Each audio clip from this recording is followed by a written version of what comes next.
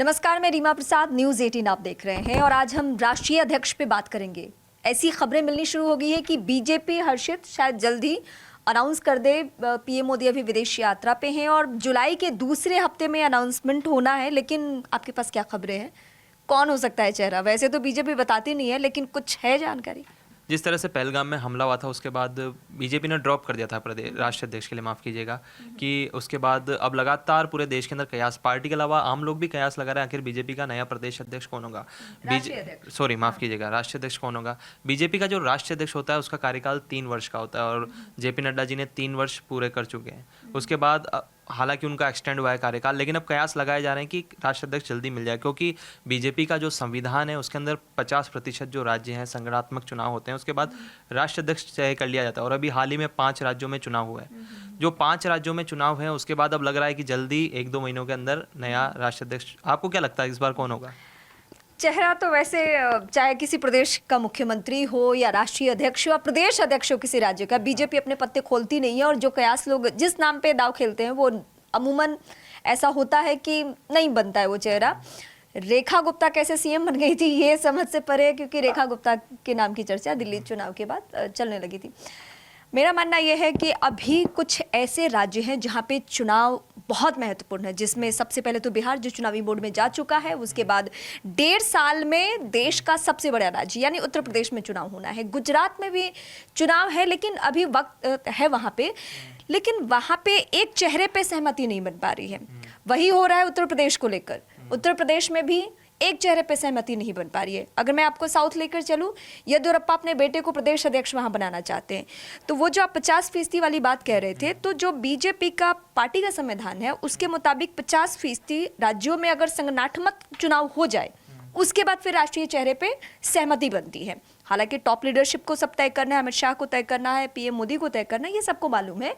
लेकिन वो चेहरा कौन होगा, कौन ऐसा चेहरा है जो चुनाव के लिहाज से बहुत ताकतवर है, जनाधार वाला है, या स्ट्रैटेजी उसकी बहुत शार्प है। जब जेपी नड्डा आए थे तभी भी लगा था कि नहीं, अमित शाह से तुलना की जा रही थी, राजनाथ सिंह से तुलना की जा रही थी कि शायद जेपी नड्डा उस लेवल के हार्श नेता नहीं है तो ये नहीं फिट बैठेंगे। लेकिन जेपी नड्डा ने भी कमाल का काम किया। और आप जो कह रहे थे कि एक्सटेंड हुआ है, वो 2 साल उनका कार्यकाल। जेपी नड्डा पहले ऐसे चेहरा हैं जिनको 2 साल पार्टी ने ज़्यादा मौका दिया है और इस पे सवाल भी उठने शुरू हो गए हैं। एक और पहलू मैं बताती हूँ आपको, ये दर्शक बेहतर तरीके से समझते हैं। बीजेपी हमेशा उस चेहरे को लेकर आगे बढ़ती है जिस पे संघ की भी सहमति हो, लेकिन संघ में और बीजेपी में अभी अंदर खाने, पब्लिकली नहीं, अंदर खाने थोड़ी बहुत तलखियां है और उसको लेकर मनमुटाव रहा है। तो कौन चेहरा होगा इस पर भी सस्पेंस बहुत है, लेकिन चेहरा वही होगा जो दोनों को पसंद होगा, मतलब बीजेपी को भी और आरएसएस को भी। लेकिन आपके पास कुछ चेहरे हैं, जरा उन चेहरों के बारे में बताइए हमारे दर्शकों। जी, हमारे पास कुछ चेहरे हैं जो हमने आपसे हमारी बात हो रही थी। एक तो धर्मेंद्र प्रधान है जो ओबीसी चेहरा है और काफ़ी मतलब संगठन पर पकड़ रखते हैं। उसके बाद है भूपेंद्र यादव, केंद्रीय पर्यावरण मंत्री हैं और राजस्थान से आते हैं, उन्होंने भी संगठन पे मजबूत पकड़ रखते हैं। उसके बाद दक्षिण से एक नाम आ रहा है, के बारे में बताते हैं अपने दर्शकों को। दरअसल ये भूपेंद्र यादव का जो जिक्र हो रहा था, बिहार की जिम्मेदारी संभाल चुके हैं। धर्मेंद्र प्रधान का आपने जिक्र किया, संगठन के लेवल पे जब पिछला जो इसके पहले वाला जो चुनाव था पश्चिम बंगाल का, वहाँ पे उनको प्रभारी बनाया गया था और वहाँ उन्होंने बहुत बेहतर काम किया।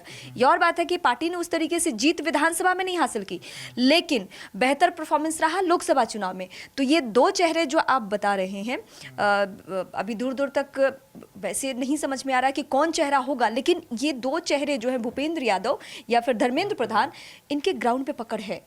ये तमाम राज्यों में चुनाव के दौरान जाते हैं और इनको पार्टी उस तरीके से भरोसे में देती भी है। और बड़े बड़े राज्यों के चुनाव में, जिसमें 2 महत्वपूर्ण राज्य में मैं आपको बता चुकी हूँ, इसमें बिहार है और बंगाल है। उसके सबसे महत्वपूर्ण एक नाम आ रहा है साउथ से, दक्षिण से, तमिलनाडु से वंती श्रीनिवासन, जो कोयम्बटूर से सांसद है और सबसे बड़ी चीज़ उन्होंने कमल हसन को हराया है। तो उसके बाद अगर दक्षिण से और फिलहाल वो महिला मोर्चा की राष्ट्रीय अध्यक्ष भी हैं, तो क्या भारतीय जनता पार्टी उनके नाम पर भी दाव लगा सकती है? ये देखने वाली बात होगी कि क्या दक्षिण से इस बार एक महिला को लेके आएगी। अगर इस तरह का दाव खेलती तो बिल्कुल नया होगा। जिस तरह से आपको क्या लगता है, क्या वंती श्रीनिवासन दाव लगाना चाहिए भारतीय जनता पार्टी को? मतलब बहुत कंफर्म नहीं कह सकती कि वो चेहरा होंगी, लेकिन हाँ ये तय है कि पूर्वोत्तर के राज्यों पर और खासकर दक्षिण पर बीजेपी बहुत फोकस किए हुए है बीते कुछ सालों में, क्योंकि जब हिंदी पट्टी के तमाम राज्य उसके हाथ में आ गए तो उसके बाद अगला टारगेट ही फिक्स था कि हमें साउथ में बहुत बेहतर करना है और साउथ के साथ साथ पूर्वोत्तर के राज्यों में बहुत बेहतर करना है। और इसके लिए बहुत सारे ऐसे चेहरे आए जिनको मौका दिया गया। आप केंद्र में देखेंगे तो वैसे चेहरों को बहुत तरजीह दी भी जा रही है।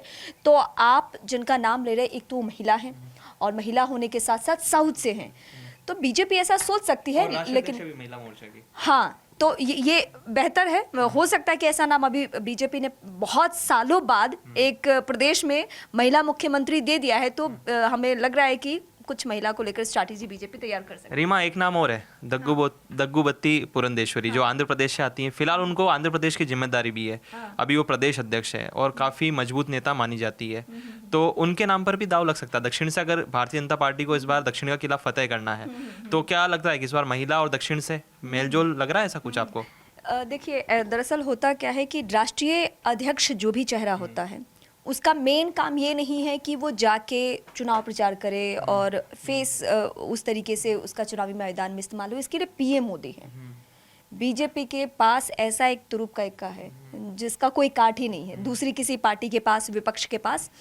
तो ये जब राष्ट्रीय अध्यक्ष की हम बात करते हैं ना, तो हमेशा ऐसा चेहरा होता है जो बहुत स्ट्रैटेजी बनाता हो, जिसकी कार्यकर्ताओं के बीच में बहुत पकड़ हो, जो संगठनात्मक लेवल पे बहुत मजबूत हो। जैसे अगर मैं अमित शाह का जिक्र करूं तो 2014 के बाद जब उत्तर प्रदेश विधानसभा चुनाव था, उस वक्त अमित शाह ने जो जिम्मेदारी निभाई, उसका ही परिणाम था कि फिर सीधे वो देश के गृह मंत्री ही बने।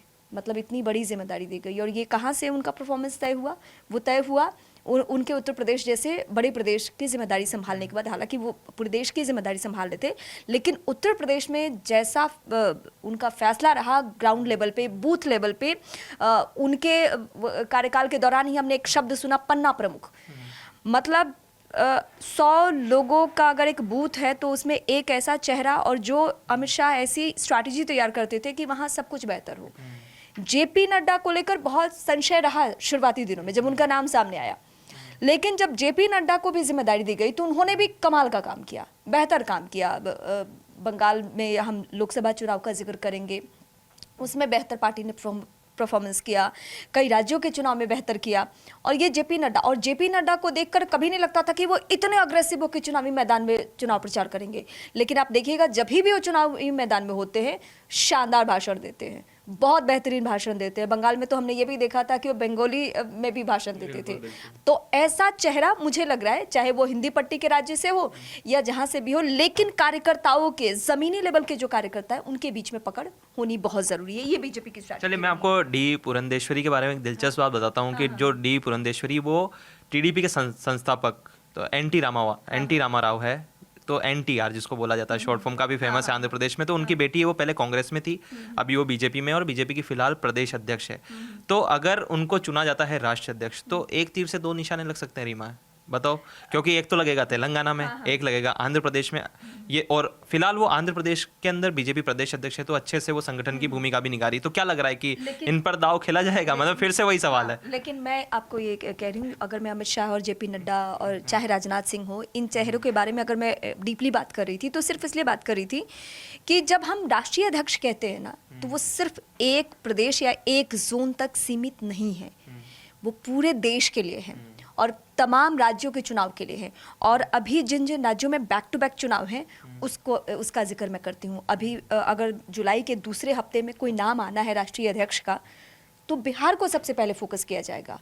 उसके बाद है बंगाल में चुनाव। बिहार से कौन हो सकता है राष्ट्रीय अध्यक्ष? बिहार में फिलहाल बिहार से कोई नेता चुनना आप तो नहीं, अभी फिलहाल राष्ट्रीय अध्यक्ष के लेवल का भी वहां पे कोई चेहरा नहीं दिख रहा। वैसे तो बीजेपी में, मैं बिहार से हूं तो मेरी शिकायत भी है, बीजेपी उस तरीके से किसी चेहरे को वहाँ पे स्टैब्लिश नहीं कर रही है जिससे कि पब्लिक बहुत ज़्यादा क्लोज फील करे। हालांकि इस पे काम बहुत कर रही है बीजेपी, कास्टिज्म के एंगल से, अति पिछड़ा के एंगल से, जो ईबीसी ओबीसी के लिहाज से, लेकिन मुझे दूर दूर तक इस बात की कोई गुंजाइश नहीं दिख रही है कि बिहार से कोई चेहरा हो सकता है राष्ट्रीय अध्यक्ष का। लेकिन मैं जिन जिन प्रदेशों में चुनाव है उसका जिक्र करना चाह रही हूँ। सबसे पहले भी बिहार में चुनाव है साल के आखिर तक, और उसके बाद चुनावी माहौल में जाना है बंगाल, और बंगाल के बाद सीधे चुनाव है उत्तर प्रदेश में। तो सबसे पहला फोकस तो इन राज्यों पे होगा, उसके बाद फिर साउथ है, उसके बाद फिर गुजरात है, उसके बाद साथ फिर असम में भी चुनाव है, लेकिन मुझे लगता है कि ये बैक टू बैक जो हिंदी पट्टी के राज्य और उसमें एक बंगाल, ये जो राज्य है ना, इसको ध्यान में रख के मतलब किसी भी चेहरे को चुना जाएगा, ये मुझे लग रहा है। तो संभवतः इस बात की गुंजाइश है कि शायद हिंदी पट्टी के राज्यों से ही हो सकता है राष्ट्रीय अध्यक्ष। 3-4 और नाम है, जैसे आप शिवराज सिंह चौहान है, सर्बानंद सोनावाला है, जो पूर्वोत्तर से आते हैं। अगर पूर्वोत्तर को भी हमने मतलब एक तरह से उसको नजरअंदाज नहीं किया जा सकता है, क्योंकि वहाँ पर शिवराज सिंह चौहान है ना, सर्बानंद सोनावाला है, मनोहर लाल खट्टर है। तो इनके बीच में भी अगर कह सकते हैं कि मुकाबला देखा जा सकता है। इनमें से कोई लगता है आपको इन 3 नामों से? वैसे बीजेपी, मैं फिर दोहराऊंगी कि पत्ते नहीं खोलती है, हम स्ट्रैटेजी पे बात कर रहे हैं कि कौन कौन हो सकता है। एक आपने बेहतर नाम लिया, क्योंकि मैंने पीछे आपको ये भी जिक्र किया था आपके सामने कि संघ का दखल रहता है अगर इस लेवल के बड़े चेहरे का चुनाव होता है, तो उनका परामर्श लिया जाता है। हाँ, तो संघ का दखल रहता है। तो संघ के पैमाने में शिवराज सिंह चौहान फिट बैठते हैं, वो उनकी भी पसंद है, वो पब्लिक की भी पसंद है, और बहुत ग्राउंडेड नेता है, बहुत ही ज़्यादा। मतलब ऐसा नहीं है कि अगर वो मध्य प्रदेश की राजनीति से आते हैं तो सिर्फ वहीं तक सीमित है, नहीं, अगर उनको हिंदी राज्य में या साउथ में या कहीं भी इस्तेमाल किया जाए तो वो कार्यकर्ताओं के बीच में अपनी वैसी पैठ बना लेंगे जैसा कि अमित शाह का रहा है, जैसा कि जेपी नड्डा का रहा है, और जैसा कि उससे पहले बीजेपी के जितने राष्ट्रीय अध्यक्ष रहे हैं उनका परफॉर्मेंस रहा है। इन 2 चेहरों पे मैं इसलिए फोकस कर रही हूँ क्योंकि बीजेपी अगर आज की तारीख में खुद को दुनिया की सबसे बड़ी पार्टी कहती है तो उसमें इन राष्ट्रीय अध्यक्षों की बहुत बड़ी भूमिका है। हर जगह पे देश के प्रधानमंत्री नहीं जाते हैं, संदेश वाहक के तौर पर राष्ट्रीय अध्यक्ष ही होते हैं। पीएम क्या यहाँ पे दिल्ली में तय कर रहे हैं, उसको कार्यकर्ताओं के बीच में लेकर जाना, राज्यों की टॉप लीडरशिप के बीच में लेकर जाना, और उनके सामने इस तरीके से स्ट्रैटेजी तैयार करना कि वहाँ जीत हासिल की जाए, ये सब राष्ट्रीय अध्यक्ष की जिम्मेदारी होती है।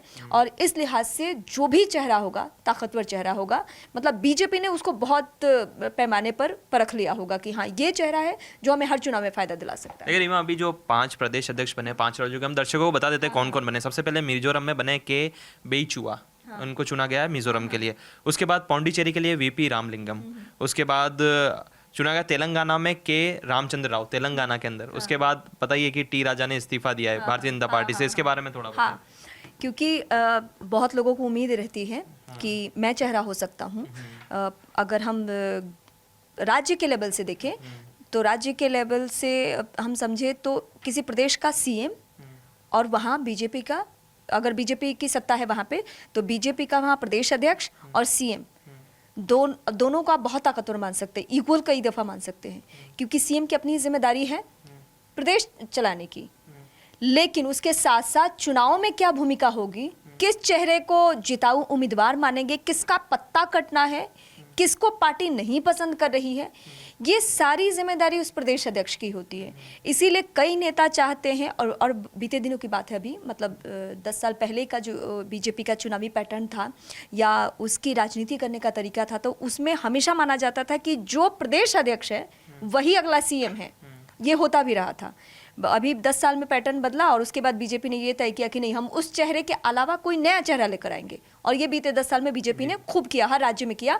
अब वो पैटर्न खत्म हो चुका है कि जो प्रदेश अध्यक्ष होगा वही सीएम होगा, अब ये नहीं है। लेकिन अभी भी उस पद की गरिमा, पद का वैल्यू बहुत ज्यादा है। नहीं, मैं तेलंगाना की बात कर रहा था कि तेलंगाना के अंदर जिस तरह से टी राजा ने इस्तीफा दिया है कि उनको जो नए, हाँ, तो जो वो बनना चाह रहे थे, जो के रामचंद्र राव है, वो काफ़ी कह सकते हैं कि एक खाटी नेता है, पुराने नेता है। उन्होंने एबीवीपी में काम किया, संघ में काम किया, उसके बाद काफ़ी वर्षों तक, और कहते हैं कि उनकी छवि एकदम साफ है, कोई दाग नहीं उनके ऊपर। संगठन के लिए एक परफेक्ट नेता बोलते हैं ना, कि संगठन को मजबूत करने की। तेलंगाना में फिर से 2028 में चुनाव है, तो भारतीय जनता पार्टी को ये लगा कि फिर से अगर के रामचंद्र राव होंगे तो मजबूत करेंगे। लेकिन जो फायर ब्रांड नेता है, जो बीजेपी की पहचान है, जैसे योगी है, टी राजा है, तो इस बार थोड़ा सा टी राजा निराश हुए कि उन्होंने लगा था कि कम से कम यार मैं प्रदेश अध्यक्ष तो बन सकता हूँ, लेकिन ऐसा हुआ नहीं। हाँ, दरअसल बीजेपी बीते कुछ सालों से ये कर रही है कि नए चेहरे को लेकर आ रही है फ्रंट पे। ये पुराने चेहरे हैं, संगठन के व्यक्ति नहीं, मतलब इनके अलावा मतलब ये सब, जैसे मैं 2-4 नाम गिनाती हूँ आपके सामने, शिवराज सिंह चौहान हुए, वसुंधरा राजे हुई, इस तरीके के जो लीडर हुए, तो सबको लग रहा था कि नहीं, ये तो कभी राज्य से हट ही नहीं सकते हैं, यही सीएम होंगे जब तक होंगे। हाँ, तो बीजेपी ने यही अपना सारा पैटर्न चेंज किया कि हम ऐसे चेहरे को मौका देंगे। कई दफा तो पता भी नहीं होता उस चेहरे को कि मैं सीएम बनने वाला हूँ, और बीजेपी उसको ऐसा मौका देती है। दिल्ली में भी सेम हुआ, दिल्ली में भी दूसरे नेताओं का नाम चल रहा था, रेखा जी का नाम बहुत आखिर में आया, और बहुत आखिर में आया तो भी हम मीडिया कर्मी जब वो नाम दर्शकों के सामने रख भी रहे थे तो हमें थोड़ी सी हिचक थी कि शायद ये नाम नहीं होगा, ये पॉसिबल नहीं है। लेकिन बीजेपी वो भीड़ से पीछे से एक चेहरा उठाकर ला रही है, और उससे अगर उनके फायर ब्रांड नेता नाराज भी हो रहे हैं तो उन्हें कोई फर्क नहीं पड़ता। वो पूरी स्ट्रैटेजी तैयार करती है बीजेपी कि अगर ये नाराज होते हैं, इस्तीफा देते हैं, तो इससे मेरे क्या नुकसान होने वाला है और जिस चेहरे को हम बनाने वाले हैं उससे हमें क्या फायदा होने वाला है। पूरी तैयारी करके आती है हम बातचीत करते करते के रामचंद्र राव पे आ गए थे तेलंगाना, क्योंकि वहाँ पर कंट्रोवर्सी। मैं फिर से दर्शकों को बताना चाहता हूँ कि अभी जो भारतीय जनता पार्टी ने जो 5 अध्यक्ष चुने अपने राज्यों के, तो मैं बता देता हूँ कि सबसे पहले मिजोरम से के बेईचुआ को चुना है, पौंडुचेरी से वीपी रामलिंगम को, उसके बाद तेलंगाना से रामचंद्र राव को, आंध्र प्रदेश से पी माधव को, महाराष्ट्र से रविंद्र चौहान जो एक नया नाम है फिर से, इनको घोषित किया है प्रदेश अध्यक्ष के रूप में। इसके अलावा हिमाचल में जो राजीव बिंदल थे जो पहले प्रदेश अध्यक्ष थे, उनको वापस कहा कि आप फिर से प्रदेश अध्यक्ष की जिम्मेदारी संभालें। उसके अलावा उत्तराखंड के अंदर भी महेंद्र भट्ट को फिर से प्रदेश अध्यक्ष चुना गया। इस तरह से 7 राज्यों के अंदर उन्होंने फिर से प्रदेश अध्यक्ष को चुना है और 2 को रिपीट किया है। रीमा, 2 रिपीट हुए और 5 नए हैं। तो जब ये चुनाव हुआ ना प्रदेश में प्रदेश अध्यक्ष का, उसके बाद से ये कयासबाजी शुरू हो गई, क्योंकि वो जो 50% वाला हमने अपने दर्शकों को शुरुआती वक्त में ही बता दिया, तो वही है। इसी के बाद चर्चा शुरू हो गई कि बीजेपी ने अगर मतलब बहुत बड़े लेवल पे ये सारे बदलाव करने शुरू कर दिए हैं, यानी कि वो दिन आ गया है कि जल्द से जल्द राष्ट्रीय अध्यक्ष का चुनाव हो जाना है। और क्योंकि पीएम मोदी अभी नहीं है यहाँ पे, नाम तय हो चुका है, नाम तय हो चुका है, बस अनाउंसमेंट बाकी है, पीएम की विदेश यात्रा खत्म हो, और इसीलिए कहा जा रहा है कि जुलाई के दूसरे हफ्ते में वो चेहरा सामने आ जाएगा। पूरी स्ट्रैटेजी ध्यान में रखी गई है। एक और मैं बात बताती हूँ, बीजेपी सब तरीके से सारे मापदंड को देख लेती हैं कि इस चेहरे को अगर हम बना रहे हैं, और नाराजगी बीजेपी को कोई फर्क नहीं पड़ता। जैसे आपने टी राजा का जिक्र किया कि उन्होंने इस्तीफा दे दिया, तो बीजेपी कितने भी बड़े नेता हो ना, अगर वो इस्तीफा दे रहे हैं तो बीजेपी को कोई फर्क नहीं पड़ता। एक तो बीजेपी में ऐसी गुंजाइश ही नहीं आती है कि किसी चेहरे को मौका दे दिया गया तो पार्टी के सामने प्रदर्शन हो, मतलब पार्टी दफ्तर के सामने प्रदर्शन हो, जैसा कि हम कांग्रेस पार्टी के दफ्तर के सामने, या समाजवादी पार्टी, या फिर आरजेडी, या फिर बहुत सारी ऐसी क्षेत्रीय पार्टियां हैं जिनके दफ्तरों के सामने हम देखते हैं। और खासकर राष्ट्रीय कांग्रेस के दफ्तर के सामने तो अमूमन होता है कि इस चेहरे को इस राज्य में क्यों मौका दिया, इसको यहाँ कैसे बना दिया। और अगर कांग्रेस पार्टी कमज़ोर हुई है तो इसमें उसका वो जो पार्टी का अंदरूनी कलह है वो बड़ी भूमिका निभाती है। ये बीजेपी, इसमें बहुत अच्छी बात है कि बीजेपी में कोई भी चेहरा बन जाए उस तरीके से नाराज़गी नहीं होती है। टी राजा एक अपवाद है, और इस तरीके से चेहरे अपवाद होते भी हैं, क्योंकि वो उनकी कोई अपनी स्ट्रैटेजी होगी, या वो कहते हैं ना कि एक ऑफर लेटर आ जाए देन डिजाइन करना होता है, तो उनकी कहीं बात चल रही होगी, तो हो सकता है इसके लिए उन्होंने अपनी नाराजगी। चलिए, जनसंघ के बाद रीमा आज तक कौन कौन राष्ट्रीय अध्यक्ष रहे तो मैं थोड़ा सा दर्शकों को बता देते हैं। सबसे पहले अटल बिहारी वाजपेयी थे भारतीय जनता पार्टी के पहले अध्यक्ष, जो 1980 से 1986 तक रहे। उसके बाद लाल कृष्ण आडवाणी, वो 3 दफा राष्ट्रीय अध्यक्ष रहे, 1986 से 1990, 1993 से 1998 और 2004 से 2005 के बीच। तीसरे जो राष्ट्रीय अध्यक्ष थे बीजेपी के, उनका नाम मुरली मनोहर जोशी, जो 1991 से 1993। उसके बाद कुशाभाऊ ठाकरे 1998 से 2000 तक। उसके बाद बंगारू लक्ष्मण 2000 से 2001, 1 साल का कार्यकाल था बंगारू लक्ष्मण का। जय कृष्णा मूर्ति का भी 1 साल का कार्यकाल था, 2001 से 2002 तक। वेंकैया नायडू जो उपराष्ट्रपति भी रह चुके हैं भारत के, वो 2002 से 2004 तक भारतीय जनता पार्टी के राष्ट्रीय अध्यक्ष रहे। राजनाथ सिंह 2 बार, 2005 से 2009 और उसके बाद 2013 से 2014 तक। नितिन गडकरी 2009 से 2013 तक राष्ट्रीय अध्यक्ष रहे। उसके बाद अमित शाह का कार्यकाल आया 2014 से 2020 तक, काफ़ी लंबा कार्यकाल रहा। उसके बाद जो अभी वर्तमान जो राष्ट्रीय अध्यक्ष हैं जेपी नड्डा, जो 2020 से जो लगातार राष्ट्रीय अध्यक्ष हैं। अब नया कौन आ रहा है जिस पर हम चर्चा कर रहे हैं? आप भी कयास लगा रही हैं, मैं भी कयास लगा रहा हूँ। अब क्या लग रहा है? एक कयास और लगा दीजिए, कौन लग रहा है? एक नाम और बता दीजिए। चलो बिहार से बता दीजिए, आप बिहार पे काफ़ी फोकस करती चलिए इस बार। अगर बिहार से कोई राष्ट्रीय अध्यक्ष आपको लगता है कि इस व्यक्ति को राष्ट्रीय अध्यक्ष बनना चाहिए, एक बिहार से कोई नहीं होने वाला, ये मैं दावे के साथ कह सकती हूँ। लेकिन एक दावा मैं अपने दर्शकों के सामने पूरी जिम्मेदारी के साथ कर सकती हूँ, जो भी होगा हिंदी पट्टी के राज्य से होगा, क्योंकि बैक टू बैक में आप दक्षिण से गुंजाइश कम है, ना के बराबर। हाँ, क्योंकि भाषाई दिक्कत आती है बहुत सारी, और मैं बता रही हूँ आपको कि कार्यकर्ताओं तक पहुँचना होता है, ग्राउंडेड होना होता है।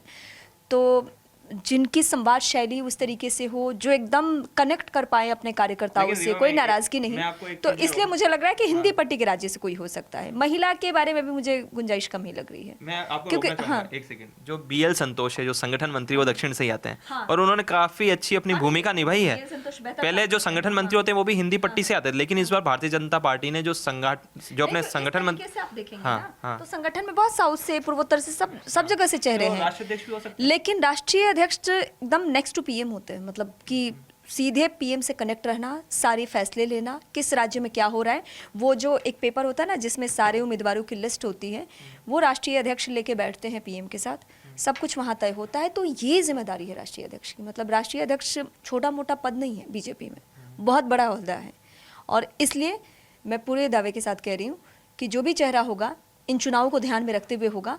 और अभी मुझे लग रहा है कि शायद दक्षिण से गुंजाइश कम है। वैसे बीजेपी चौंकाने के लिए जानी जाती है, तो हो सकता है कि मैं जो कह रही हूँ वो पूरी बातें पलट जाए। हो सकता है साउथ से ही कोई चेहरा ऐसा आ जाए जिस पे अभी हमारा ध्यान नहीं जा रहा है, जिसके नाम की चर्चा नहीं हो रही है। और मैंने पहले भी बोला अपने दर्शकों के सामने कि चेहरा तय हो चुका है, बस पीएम विदेश यात्रा से लौटे और उसके बाद जुलाई के दूसरे हफ्ते में नाम पता चल जाना है। लेकिन हमने इशारों इशारों में आपको बहुत कुछ बता दिया है, जिससे आप भी घर बैठे बता सकते हैं कि कौन चेहरा हो सकता है बीजेपी। चलिए। नई स्ट्रैटेजी के साथ आपके सामने आएंगे कि बीजेपी का अगला कदम क्या हो रहा है। अगर चेहरा चुन लिया जाता है तो हम आपको बताएंगे कि ये चेहरा क्यों चुना गया है और उसका किस किस चुनावी राज्य में क्या फायदा पहुंचने वाला है। फिलहाल शुक्रिया हमसे जुड़ने के लिए।